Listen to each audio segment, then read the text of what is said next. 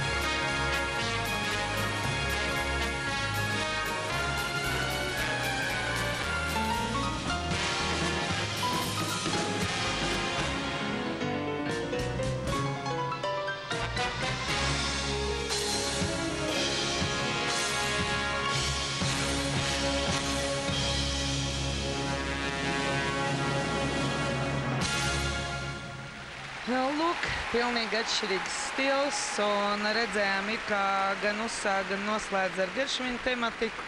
Pa vidu gan bija pilnīgi cita kompozīcija, dzirdējām. Varbūt tā kā gribētos vairāk šīs te pamatkompozīcijas, jo bija beigās variācija par variāciju, un līdz ar to varbūt stilistiski zuda šī te kopējā ideja. Bet izpildījums principā labs, ritma maiņu parādīja labi, arī rotācijas pacēlieni, teiksim, bija tādi gan strauji, gan pietiekami plaša amplitūda. Slīdējuma gaita, raita mazliet grūtāk partnerim gāja vizlos, otrajos īpaši. Bet, ja tā mēs salīdzinām, kāds tēls palika spilgtāk atmiņā, tad viennozīmīgi tas bija iepriekšējais pāris. Nu, droši vien, bet, gan jāatzīmē, ka šis varbūt stils kā tāds ir vairāk varbūt tradicionāls salīdzinot. Jā, un līdz ar to viņš nav tik ļoti oriģināls, jo mēs vairāk kārt esam redzējuši, un it kā viņš saplūst ar to stereotipo vieglo dēju par to, ka mums ir labi, mēs te atrodamies, un tāds... Man patikās tādas kompozīcijas, kas iepriekš bija ļoti līdzīgas, mums bišķiņas tīri stilistiski, gan mūzika, gan arī programmas kā tādas. Jā, ļoti efektīvi šo te tādu apved spirālīti, viņa neiet ieskaits punktos, bet viņa ir kā akcents, un šeit bija ļoti liederīgi. Savukārt, lūk, partneri viņi cenšas pielikt slidu pie galvas, tas jau attiecīgi iet kā bonus. Tāpēc diezgan daudzos pacēlienos vai no akrobātikas elementi iet iekšā, vai kaut kāds pametiens speciāls, auguma, teiksim, līmeņu maiņas no plecu uz no jostas līmeni vai attiecīgi vēl tālāk parterī.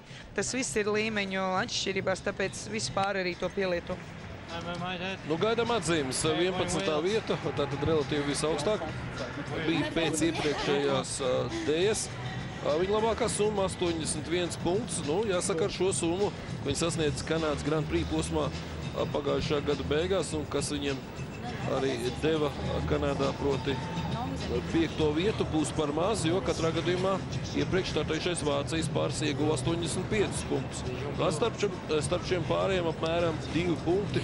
83 vajadzētu, ne? Nu jā, tas ir ne vairāk, tas ir attiecīgi kā kuram. Francūžiem noteikti vajadzētu vairāk nekā 83, savukārt vāciešiem vajadzētu, lai būtu mazāk par 83 punktiem. Kurš uzvarēs?